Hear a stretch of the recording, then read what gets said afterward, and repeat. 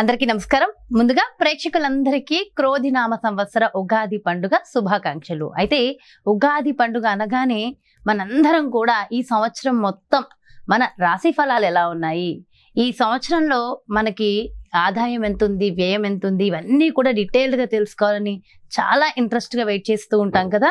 అయితే ఈ ఉగాది రాశి ఫలాలు మనకి డీటెయిల్డ్ గా ఇన్ఫర్మేషన్ ఇవ్వడం కోసం మనతో ఉన్నారు ప్రముఖ జ్యోతిష్య వాస్తు పండితులు, జ్యోతిష్య వాస్తు శిక్షణ నిపుణులు, ప్రముఖ ఆధ్యాత్మికవేత్త, లలిత ఉపాసకులు బ్రహ్మశ్రీ నానాజీ పట్నాయక్ గురువు గారు.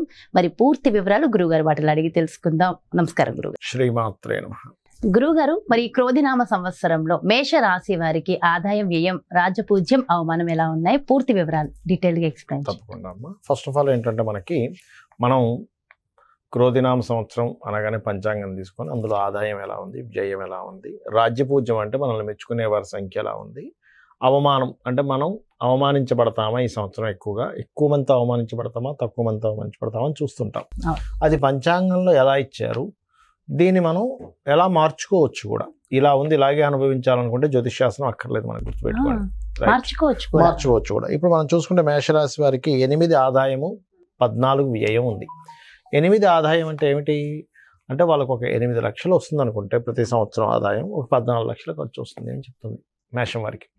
మరి ఏమిటండి 14 లక్షలు ఖర్చు వస్తే ఎలాగా అంటే ఒక 6 లక్షలు ఎక్స్ట్రా నేను జేబులోంచి పెట్టాల్సి వస్తుందా? మరి పెట్టాల్సిందేనా అంటే ఇక్కడ నేను ఒక విషయం చెప్తాను, గుర్తుపెట్టు. మీ జన్మజాతకంలో గనక మంచి ధనయోగ దశలు నడుస్తున్నాయి, మీకు ఇక్కడ ఈ సంఖ్యల కంటే కూడా మీ జన్మజాతకంలో మీరు పూర్వజన్మలో చేసుకున్న పుణ్యం వల్ల ఎక్స్ట్రా వస్తుంది ఆటోమేటిక్గా. మీరు దీన్ని ప్రామాణికంగా ఇది ఇలాగే వస్తుంది అని అనుకోవాల్సిన పని లేదు అంటారు. అయితే దీనికి టెక్నిక్ కూడా ఉంటుంది పెరగడానికి. ఇప్పుడు ఆదాయం 8, వ్యయం 14 అన్నాను కదా. ఇప్పుడు వ్యయం తగ్గించుకోవాలి, ఆదాయం పెంచుకోవాలి, సింపుల్, అంతే కదా. మేషం వారికి ప్రస్తుతం ఉన్న గ్రహస్థితి రీత్యా రాశిలో గురువు యొక్క సంచారం ఉంది. మే నుంచి 2వ స్థానంలోకి వెళ్తాడు. అంటే ఏంటి, 12వ అధిపతి 2వ స్థానంలోకి వెళ్తున్నాడు. 12లో రాహు ఉన్నాడు, విదేశాలకు కారకుడు. విదేశాలకు కారకుడు రాహు ఉంటూ ఆ అధిపతి 2లో వెళ్తున్నప్పుడు వీళ్ళేంటి, విదేశీ మూలకంగా ధన ఆదాయం పెంచుకోవచ్చు. ఒకటి, విదేశాల మూలంగా పెరుగుతుందని. అంటే ఏంటి, గ్రహస్థితి ఏం చెప్తుంది అంటే మీకు అబ్రాడ్ మూలంగా ధనయోగాలు పెరగనున్నాయి కాబట్టి మీరు ఆ రూట్లో ట్రై చేసుకోండి అని ముందే మనం తెలుసుకుంటున్నాం. ఒకటి. ఇంకోటి, ఖర్చు తగ్గాలనుకుంటున్నాం కదా, 12లో ఎవరున్నారు, ఖర్చు స్థానంలో రాహు ఉన్నాడు. అంటే ఏమిటి, దుర్గా ఆరాధన చేయడం, రాహుకాలంలో దీపారాధన చేయడం దుర్గాదేవికి. అలాగే మీరు మినుములు దానంగా ఇవ్వడం, శనగలు దానంగా ఇవ్వడం కనుక చేసినట్లయితే, మినుములు శనివారం, శనగలు గురువారం నాడు ఇచ్చినట్లయితే ఏమవుతుంది అంటే ఇది ఖర్చును తగ్గిస్తుంది. ఎందుకంటే 12వ అధిపతి 2లో ఉన్నాడు కాబట్టి. అదేవిధంగా దక్షిణామూర్తి యొక్క ఆరాధన ఫైనాన్షియల్ గ్రోత్ని పెంచుతుంది వీళ్ళకి ఈ సంవత్సరం ఉన్న గ్రహస్థితి వల్ల. ఓకే, ఇప్పుడు మనం ఏం తెలుసుకున్నాం, ఆదాయం, వ్యయం, దాని బ్యాలెన్స్ తెలుసుకున్నాం. ఇప్పుడు రాజ్యపూజ్యం, అవమానం గురించి తెలుసుకుందాం. 4, 3 ఉంది. అంటే రాజ్యపూజ్యము అంటే మనల్ని మెచ్చుకునే వారి సంఖ్య 4 ఉంది, ఇబ్బంది పెట్టే వారి సంఖ్య 3 ఉంది. అంటే పర్లేదు, కానీ ఇబ్బంది పెట్టే వాళ్ళ సంఖ్య ఎంతైనా మనం తగ్గించుకోవాలనుకుంటాం కదా. కాబట్టి వీరేం చేయాలి, ఇబ్బంది పెట్టే వాళ్ళ సంఖ్య తగ్గాలి అంటే మనం ఎప్పుడు కూడా వీళ్ళు విష్ణు సహస్రనామాలు చదవాలి. మేషం వారు విష్ణు సహస్రనామాలు, సుబ్రహ్మణ్యేశ్వర స్వామి ఆరాధన, ముఖ్యంగా విష్ణు సహస్రనామాలు ఎంత చదివితే అంత ఇబ్బంది పెట్టే వాళ్ళ సంఖ్య తగ్గుతుంది. అంటే మనల్ని ఒక మాట అనడానికి వాక్కుకి ఎవరు కారకుడు, బుధుడికి అధిష్టాన దేవత విష్ణువు, అంటే వీళ్ళకి ప్రత్యేకంగా వచ్చాడు. అది కాకుండా వీళ్ళకి బుధుడు ఏంటంటే పూర్వజన్మ కర్మకారకుడు అవుతాడు. అంటే వీళ్ళందుకే నేను మీకు ప్రతిసారి మేషానికి చెప్పినప్పుడల్లా ఒక మాట అంటుంటారు, మేష లగ్నం వారు కానీ మేషరాశి వారు కానీ, ప్రత్యేకంగా లగ్నం వారు అప్పులు ఎవరికి ఇవ్వకండి అని చెప్తారు. ఎందుకంటే అప్పులు ఇవ్వడం ద్వారా వీళ్ళు ఇరుక్కుంటారు, వీళ్ళు పూర్వజన్మ కర్మ అనేటువంటిది. అలా ఇక మిగతా అంశాలు జనరల్గా ఈ సంవత్సరం చూసుకుంటే మనం మేజర్ ప్లానెట్స్ చూసుకుంటాం కాబట్టి వీళ్ళు గురువు రాశిలో ఉన్నంత కాలము వివాహ సంబంధించినటువంటి విషయాల్లో కాస్త ప్రోగ్రెస్ ఉంటుంది. అంటే ఏంటి, మే వరకు వీళ్ళు ఏదైనా వివాహ ప్రయత్నాలు చేసినట్లయితే చాలా బాగుంటుంది. మరి మే తర్వాత ఏ విషయాల్లో బాగుంటుంది అంటే అన్స్టస్ ప్రాపర్టీస్ రిలేటెడ్ విషయంలోని, పిహెచ్డీస్ చేసేటువంటి విషయాల్లోని చాలా బాగుంటుంది. అలాగే ఏదైనా ప్రాపర్టీ కొనడానికి కూడా మే లోపల బాగుంది వీరికి. మే లోపల అయితేనే ప్రాపర్టీ కొనడానికి చాలా అనుకూలంగా ఉంది. ఏదైనా ఇల్లు, గృహం కొనుక్కుందాం అనుకుంటే మే లోపల కొనుక్కోండి, చాలా అనుకూలంగా ఉంటుంది పరిస్థితి అనేటువంటిది. మరి ఇక్కడ మే తర్వాత నేను మీకు ఇందాక చెప్పినట్టుగా ఇన్సూరెన్సెస్ మూలంగా కలిసి రావడం, అన్సిస్టస్ ప్రాపర్టీస్ మూలంగా కలిసి రావడం అనేది చూపిస్తుంది. దాంతోపాటు వీళ్ళకి 6వ స్థానంలో కేతు సంచారం జరుగుతుంది కాబట్టి నిత్య జీవితంలో అంటే డైలీ రొటీన్ లైఫ్లో ఏదో తెలియని ఆటంకాలు ఏర్పడుతూ ఉంటాయి. దీనికి ఏం చేయాలి, ఇంటి నుంచి మీరు బయలుదేరే ముందు అంటే ఈ మేష లగ్నం వారు మేషరాశి వారు ఇంటి నుంచి బయలుదేరే ముందు కేతుగ్రహ ఆరాధన ప్రతిరోజు లేదా గణపతి ఆరాధన, ముఖ్యంగా గణపతిని తలుచుకొని బయలుదేరినా, గణపతి తలుచుకొని ఏ ప్రయత్నం చేసినా సక్సెస్ అవుతుంది వీళ్ళకి, గుర్తుపెట్టుకోండి.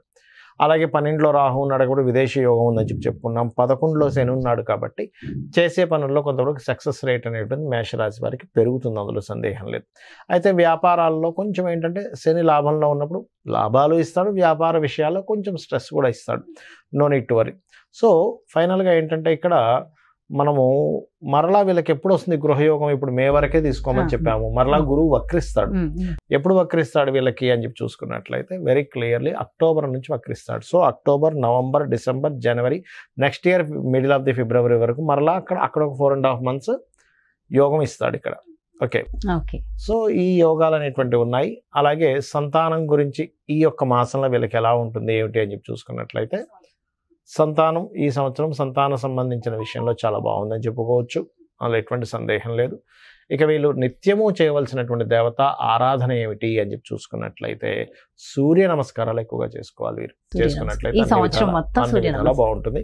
అయితే వీళ్ళకి ఏంటంటే సహజంగా మనకి క్రోధినామ సంవత్సరానికి ముందే మనం చెప్పుకున్నాం ఏమిటి, కొంచెం జనవరి ఫిబ్రవరి నుంచి అల్లర్లు, గొడవలు, రకరకాల డిస్టర్బెన్సెస్ అని. వీళ్ళకి పర్టికులర్గా ఏంటంటే అమ్మ కొంచెం కుజశనులు కలిసి ఉంటున్నారు స్టార్టింగ్లో, కాబట్టి వ్యాపార సంబంధించిన నిర్ణయాలు, వ్యాపార లాభాల విషయంలో కొంచెం జాగ్రత్తగా ఉండాలి మంత్ స్టార్టింగ్లో, ఇయర్ స్టార్టింగ్లో మాత్రం.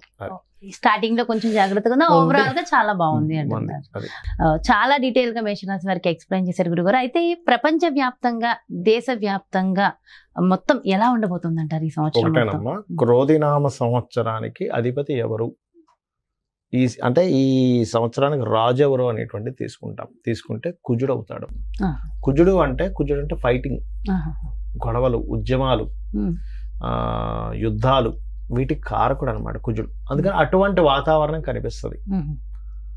అయితే లక్కీ ఏంటంటే కాలసర్ప దోషం నుంచి గురువు బయట ఉన్నాడు, అది కొంత సేఫ్ ఇస్తుంది. బట్ ఏదైనా కానీ కొంచెం యుద్ధ సంబంధంగా అంటే రాజులకి ఇప్పుడు చూడండి అప్పటిదాకా అక్కర్లేదు, మనకి ఫిబ్రవరి నుంచే స్టార్ట్ అయింది దాని ప్రభావం. ఎందుకంటే ఈ రవి మనం జనవరిలో మనం చెప్పుకున్నప్పుడు కూడా చెప్పుకున్నాం, కొంచెం ఈ సమయంలో కొంచెం ఈ బాంబు పేలుళ్ళని, లేకపోతే ఈ గొడవలని, కొంచెం ఈ యుద్ధ నౌకల్ని ట్రాప్ చేయడం అని, లేకపోతే అంటే నౌకా దళాల మీద, లేకపోతే నౌకల మీద, అంటే జలరాశుల్లో కుజుడు శని ఉన్నారు కాబట్టి నౌకల మీద అంటే దాడి చేయడం, దాన్ని హైజాక్ చేయడం లాంటివి ఉంటాయని చెప్పుకున్నాం లాస్ట్. అట్లాంటివే జరిగింది ఈ మధ్య అంతా కూడా. అంటే ఏమిటి, ఈ సంవత్సరం ప్రత్యేకంగా కొంతవరకు ఈ యుద్ధ సంబంధించినటువంటి ఈ మనం ఊహించినటువంటి మార్పులు అనేకమైన జరుగుతాయి. అంటే అసలు లాస్ట్ మినిట్ వరకు ఇది మారదు, ఇలాగే జరుగుతుంది అనుకుంది, అది సడన్ గా మార్పు వచ్చేస్తుంది. అసలు ఎవరు ఎక్స్పెక్ట్ కూడా చేయరు, అసలు ఇలా జరుగుతుందా, ఇలాంటివి కూడా జరుగుతుంది అసలు ప్రపంచంలో అన్నట్టుగా జరుగుతుంది. అన్ని మార్పులు ఏదైనా కావచ్చు. అంటే టెక్నికల్ గా హై లెవెల్లో మార్పులు చూస్తాము, రాజకీయంగా హై లెవెల్లో మార్పులు చూస్తాము, గుర్తుపెట్టుకోండి. అసలు మోసాల లెవెల్లో కూడా హై లెవెల్లో మార్పులు చూస్తాం. సో కాస్త కేర్ఫుల్ గా ఉండాల్సిన సమయం because of Saturn Mars combination అలాంటిది. అందులో పర్టికులర్ గా మే వరకు ఈ జాగ్రత్తలు తీసుకోవాలి, మెయిన్గా మే వరకు. అదొకటి. ఇక మిగతా అంశాలు కనుక చూసుకుంటే కనుక అంటే వీళ్ళు మరి ఇప్పుడు ఈ యుద్ధ సంబంధించిన ఇవన్నీ అనుకున్నాం కదా, మరి రకరకాల దేశాల్లో మన ఇండియన్స్ ఉంటారు, అందరూ కూడా మనుషులే కాబట్టి వీళ్ళెవరూ కూడా ఇబ్బంది పడకుండా ఉండాలి అంటే ఒకటే గుర్తుపెట్టుకోండి, కాలభైరవ అష్టకము, కాళికాదేవి యొక్క స్తోత్రాలు, కాలభైరవ అష్టకం కానీ, నృసింహస్వామి యొక్క స్తోత్ర పఠనం చేయడం కానీ, ఆంజనేయ స్వామి యొక్క ఆరాధన చేయడం కానీ, ఇవి గనక చేయగలిగితే, లేదా మీకు దగ్గరలో గోశాల ఉంది, గోవులకు కాస్త బెల్లము, అదేవిధంగా నువ్వులు కాదు సారీ బెల్లము మరియు క్యారెట్లు, నువ్వులు తినిపించకూడదు, పొరపాటు నువ్వులు అన్నాను, నువ్వులు అస్సలు తినిపించకూడదు, బెల్లము క్యారెట్స్ తినిపించాలి. నువ్వులు దానం మాత్రమే ఇవ్వాలి. చాలామంది అంటుంటారు ఏమంటే నువ్వులు మేము తినిపించాలా అని అడుగుతూ ఉంటారు, ఏది పురోహితుడు తీసుకోవట్లేదని.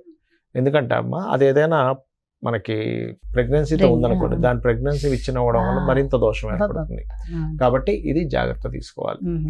సో కాబట్టి ఈ జాగ్రత్తలు తీసుకుంటే సరిపోతుంది. ఇదంతా ఓవరాల్ గా సామూహికంగా కూడా చేయడం వల్ల ప్రపంచానికి ఇంకొంచెం మంచి జరుగుతుంది కదా గురుగారు. ఇవే కాకుండా ఇంకేమైనా జాగ్రత్తలు తీసుకోవాల్సిన అవసరం ఉంటుందంటారా?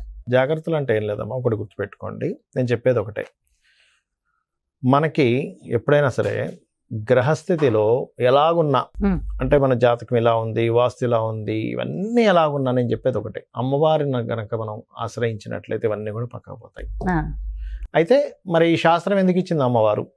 ఈశ్వరుడే స్వయంగా కూడా జ్యోతిష్ శాస్త్రాన్ని ఇచ్చాడు కదా, మనం చెప్పుకుంటూ ఉంటాం కొన్ని వాటిల్లో మహర్షుల ద్వారా మనకు అందించాడని. మరి ఆ పరమేశ్వరుడు ఎందుకు అందించాడంటే మనకు ఒక జాగ్రత్త చూసుకోవడానికి, ఒక రూట్ మ్యాప్ లాగా మనం ఒక తయారు చేసుకుంటున్నాం.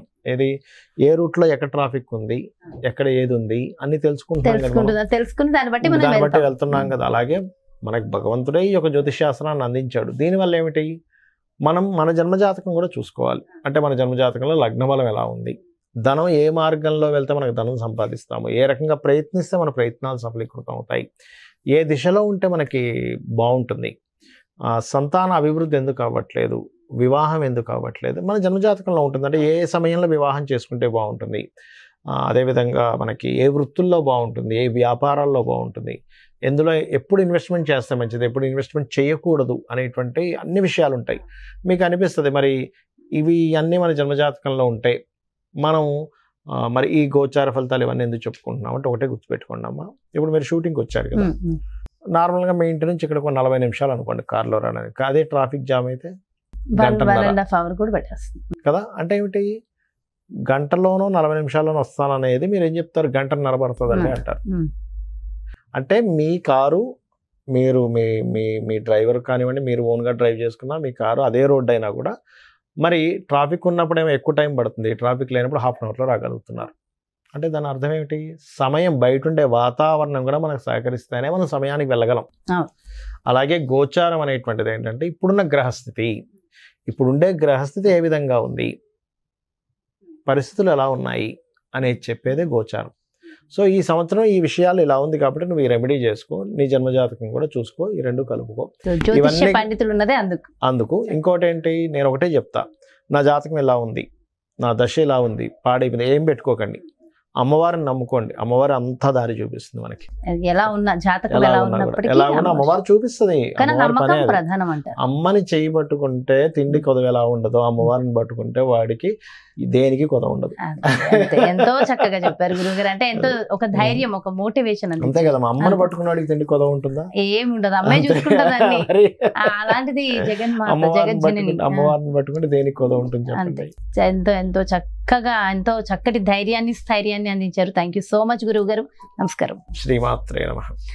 ఎస్, ఇదండి మరి క్రోధినామ సంవత్సరంలో ఎంతో అద్భుతంగా వివరించారు మేషరాశి వారికి. అదే విధంగా మనందరికీ ఒక ధైర్యాన్ని, స్థైర్యాన్ని, అమ్మ పాదాలని పట్టుకునే విధానాన్ని కూడా వివరించారు కదా. మరో చక్కటి ప్రత్యేకమైన కార్యక్రమంతో మళ్ళీ మీ ముందుకు వచ్చేస్తాను. మరి అదే విధంగా ఈ సంవత్సరంలో మీ యొక్క జాతక ఫలితాలు ఒక్కసారి చూపించుకుని మీరు మీ జాతకం ద్వారా చక్కటి రెమెడీలు చేసుకుని మంచి దిశగా మీ దారిని ఎంచుకోవాలి, గురువుగారు అపాయింట్మెంట్ కావాలి అనుకుంటే క్రింద డిస్ప్లే అవుతున్నటువంటి నెంబర్స్కి కాల్ చేయండి. నమస్కారం.